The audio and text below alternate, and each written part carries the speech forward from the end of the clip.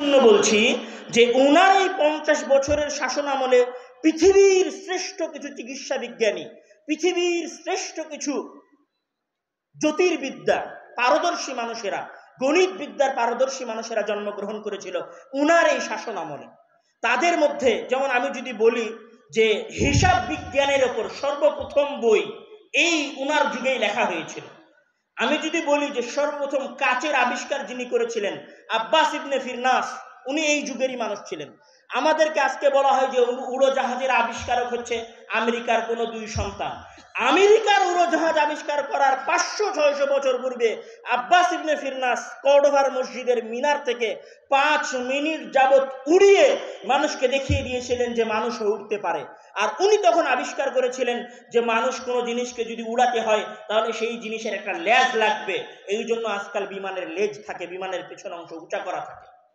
আমি এই পুরো আলোচনায় যেটা বলতে চাচ্ছিলাম, পৃথিবীর ইতিহাসের সর্বশ্রেষ্ঠ সর্বোন্নত শাসন ব্যবস্থা যিনি প্রতিষ্ঠা করেছিলেন তিনি ছিলেন 22 বছরের যুবক আব্দুর রহমান আন-নাসির লিদিনিল্লাহ। রাসূল সাল্লাল্লাহু আলাইহি ওয়াসাল্লাম আজ থেকে 1000-1500 বছর পূর্বে একটা ভবিষ্যৎবাণী করেছিলেন। ওনার ভবিষ্যৎবাণী ছিল, রাসূল সাল্লাল্লাহু আলাইহি ওয়াসাল্লাম বলছেন যে লাতুফতাহান্নাল কুসতুনতুনিয়াতু ফালা নি'মাল আমিরু আমিরুহা ওয়ালা নি'মাল জাইশু জাইশুহা। আমাদের যেটা বর্তমান তুরস্ক, আমরা তুরস্ককে সবাই চিনি, এরদোগানের দেশ, এরদোগানরা সবাই চিনি। এরদোগানের যেটা রাজধানী ইস্তাম্বুল, এই ইস্তাম্বুলের নাম হচ্ছে আরবিতে কুসতুনতুনিয়া, আর ইংরেজিতে বলা হয় কনস্টান্টিনোপল। তো রাসূল সাল্লাল্লাহু আলাইহি ওয়াসাল্লাম 1500 বছর আগে একটা ভবিষ্যৎবাণী করেছিলেন। ভবিষ্যৎবাণীটা হচ্ছে যেই সেনাবাহিনী এবং যেই সেনাপতি এই ইস্তাম্বুল জয় করবে সেই সেনাপতি কতই না উত্তম সেনাপতি হবে আর কতই না উত্তম সেনাবাহিনী হবে। রাসূল সাল্লাল্লাহু কেন এই ভবিষ্যৎবাণী করেছিলেন? কেননা ইস্তাম্বুল বা কনস্টান্টিনোপল বা কুস্তুনতুনিয়া হচ্ছে খ্রিস্টানদের 1000-এরও বেশি বছরের রাজধানী। খ্রিস্টানদের রাজধানী মানে খ্রিস্টানদের পোপ, পাদ্রী, খ্রিস্টানদের শাসন ব্যবস্থা 1000 বছরেরও বেশি সময়ের রাজধানী হচ্ছে কুস্তুনতুনিয়া অথবা ইস্তাম্বুল। তো রাসূল সাল্লাল্লাহু আলাইহি ওয়াসাল্লাম বলেছিলেন যে ওই ইস্তাম্বুলকে জয় করতে পারবে সে সর্বোত্তম সেনাবাহিনী হবে। এই জন্য মুসলমানেরা সাহাবায়ে কেরামের পরে আব্বাসীয়রা, উমাইয়ারা 12 বার ইস্তাম্বুল হামলা করেছে ইস্তাম্বুল জয় করার জন্য, কনস্টান্টিনোপল জয় করার জন্য, কুস্তুনতুনিয়া জয় করার জন্য 12 বার হামলা করেও একবারও মুসলমানেরা কুস্তুনতুনিয়া জয় করতে পারেনি, ইস্তাম্বুল জয় করতে পারেনি। ইস্তাম্বুল জয় করেছিলেন একজন মানুষ যার নাম হচ্ছেন মুহাম্মদ আল ফাতিহ বিন মুরাদ। মুহাম্মদ আল ফাতিহ। কেন মুহাম্মদ আল ফাতিহ জয় করলেন এই ভয়ঙ্কর জায়গা যেটা কেউ তার আগে জয় করতে পারেনি? কেননা মুহাম্মদ আল ফাতিহ যখন ওই অঞ্চল জয় করার জন্য যান তখন ওনার বয়স মাত্র 21-22 বছর বয়স। তাহলে পৃথিবীর ইতিহাসের সবচেয়ে উন্নত দুর্গ আমরা বলতে পারি বা খ্রিস্টানদের দীর্ঘদিনের শাসন ব্যবস্থার কেন্দ্রবিন্দুর যেই ব্যক্তির হাতে পরাজিত হয়েছিল, যেই ব্যক্তির হাতে বিজিত হয়েছিল মুসলমানদের কাছে, সেই যুবক ছিলেন মুহাম্মদ আল ফাতিহ, যার বয়স ছিল মাত্র 22-23 বছর বয়স। এই যে ভারত উপমহাদেশ, এই ভারত উপমহাদেশে যিনি ইসলাম নিয়ে এসেছিলেন তিনিও একজন যুবক ছিলেন যার নাম হচ্ছে মুহাম্মদ বিন কাসেম। উনি 17 বছর বয়সে ভারত উপমহাদেশ জয় করার জন্য এসেছিলেন। হালাকু খান এবং চেঙ্গিস খান ইসলামী সালতানাতের উপরে যে ভয়ঙ্কর হামলা চালিয়েছিল, বাগদাদ, দেমাশ, সামারকান্দ, বুখারা সকল অঞ্চলের মুসলমানদেরকে কুচুকাটা করে হত্যা করে 40 মিলিয়ন মানুষকে হত্যা করেছিল যে হালাকু খান, চেঙ্গিস খান। সেই হালাকু খান এবং চেঙ্গিস খানের অপরাজিত বাহিনীকে যিনি পরাজিত করিয়েছিলেন রুকনুদ্দিন বাইবার্স, ওনার বয়স ছিল মাত্র 37 বছর। 37 বছর বয়সের একজন যুবকের কাছে পৃথিবীর ইতিহাসের সবচেয়ে বেশি মানুষ হত্যাকারী হালাকু খান এবং চেঙ্গিস খান পরাজিত হয়েছিল আইনে জালুতের যুদ্ধে দাস বংশের কাছে, মিশরের সীমানা থেকে সামান্য আগের দিকে। এবং এমন ভাবে পরাজিত হয়েছিল এই হালাকু খান এবং চেঙ্গিস খানের বাহিনী যে রুকনুদ্দিন বাইবার্স ওই হালাকু খান চেঙ্গিস খানের বাহিনীকে 300 কিলোমিটার পর্যন্ত দৌড়িয়ে নিয়ে গিয়েছিলেন। আমি এই সংক্ষিপ্ত ইতিহাস বলে আপনাকে কি বলতে চাইলাম? আমি এই সংক্ষিপ্ত ইতিহাস বলে চাঁপাই নবাবগঞ্জের যুবকদেরকে কথা বলতে চাইলাম, যদি বাংলাদেশে, যদি পৃথিবীতে তোমরা ইসলামী সমাজ ব্যবস্থা প্রতিষ্ঠা করতে চাও, তাহলে আগে কাদেরকে পরিবর্তন হতে হবে? যুবকদের পরিবর্তন হতে হবে। যুবকেরা যদি পরিবর্তন হয়ে যায়, তাহলে বাংলাদেশেও একদিন ইসলামের শাসন ব্যবস্থার পতাকা উড্ডীন হবেই হবে ইনশাআল্লাহ। যদি দেবীনগরের সালাফি আকীদার যুবকেরা পরিবর্তন হয়ে যায়, তাহলে পুরো চাঁপাই নবাবগঞ্জ কেন, পুরো বাংলাদেশ সালাফিয়াতের দাওয়াত পৌঁছে যাবে ইনশাআল্লাহ। যদি এই দেবীনগরের যুবকেরা পরিবর্তন হয়ে যায়, এই দেবীনগরের সাধারণ গ্রামের একজন যুবক যদি পরিবর্তন হয়ে যায়, তাহলে একটা সমাজ, একটা দেশ, একটা দেশের অর্থনীতিও পরিবর্তন হতে বাধ্য। কিন্তু সবার আগে পরিবর্তন হতে হবে এদেশের যুবকদেরকে।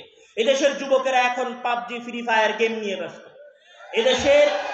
এদেশের যুবকেরা এখন খেল তামাশা নিয়ে ব্যস্ত। এদেশের যুবকেরা এখন গাঞ্জা টানায় ব্যস্ত।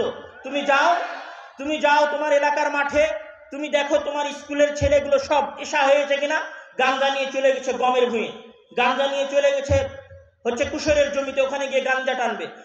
এই সমাজের যুবকেরা যদি গাঞ্জা টানে, এই সমাজের যুবকেরা যদি মদ পান করে, তাহলে এই সমাজে কোনোদিন আশার আলো দেখা দিবে না। সবার আগে এই দেশের, এই সমাজের যুবকদেরকে পরিবর্তন হতে হবে।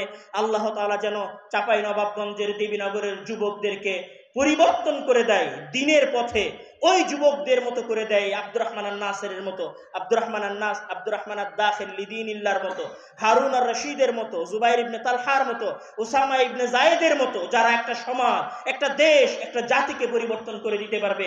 আল্লাহ, তুমি আমাদের এই দেশের যুবকদেরকে, দেবীনগরের এই যুবকদেরকে তোমার পথের ওপর অবিচল রাখো। তুমি তাদের পাকে মজবুত রাখো সহি আকীদার উপরে, আহলে হাদিসদের মানহাজের উপরে। আল্লাহ তাআলা আমাদের সকলকেই তার দ্বীনের জন্য কবুল করুন এবং আমাদের সঠিক দ্বীনের উপরে বেঁচে থাকার তৌফিক দান করুন। আল্লাহুম্মা আমিন। ওয়া আখিরু দাওয়ানা আলহামদুলিল্লাহি রাব্বিল আলামিন। আসসালামু আলাইকুম ওয়া রাহমাতুল্লাহি ওয়া বারাকাতুহু।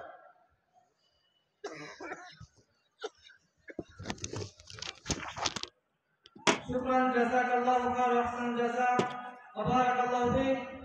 আমাদের দেবীনগরের কৃতি সন্তান শেখ আব্দুর রহমান বিন আব্দুর রাজ্জাক হাফিজাহুল্লাহকে তার তথ্যবহুল এবং গুরুত্বপূর্ণ আলোচনা আমাদেরকে উপহার দেওয়ার জন্য শেখ আব্দুর রহমান বিন আব্দুর রাজ্জাক এর জন্য আমরা দোয়া করি, যাতে করে আমাদের দেবীনগর, চাঁপাইনবাবগঞ্জ সহ গোটা বাংলাদেশের বুকে সালাফি দাওয়াতের এক বলিষ্ঠ কণ্ঠস্বরের বিপ্লব তৈরি করতে পারে। আল্লাহ সুবহানাহু ওয়া তাআলা তাকে দ্বীনের এক বলিষ্ঠ কণ্ঠস্বর হিসেবে কবুল করুন। আমরা সবাই পড়ি আল্লাহুম্মা আমিন। এই পর্যায়ে আমাদের সামনে আলোচনায় আসছে শেখ আব্দুর রহিম বিন আব্দুর রাজ্জাক। শেখ আব্দুর রহিম বিন আব্দুর রাজ্জাক অধ্যয়নরত আল আজহার বিশ্ববিদ্যালয় মিশর শেখকে আলোচনা করার জন্য সবিনয় অনুরোধ করছি। এক সেকেন্ড সময় দেন ভাই।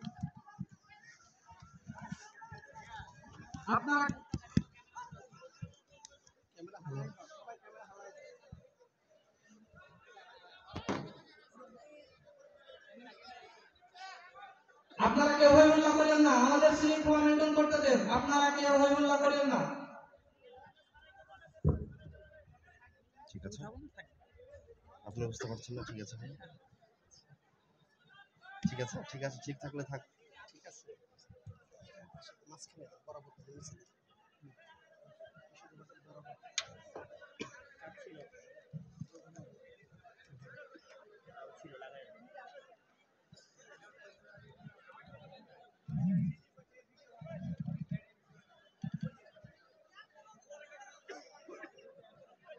আটকে রাখেন, কিছুতে আটকে রাখেন।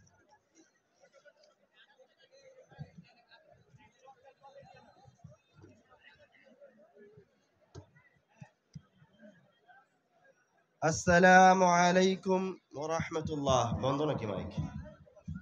জি, আসসালামু আলাইকুম ওয়া রাহমাতুল্লাহি ওয়া বারাকাতুহু।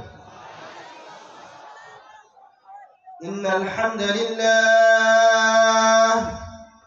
نحمده ونستعينه من يهده الله فلا مضل له ومن يضلل فلا هادي له وأشهد أن لا إله إلا الله وحده لا شريك له وأشهد أن محمدا عبده ورسوله أما بعد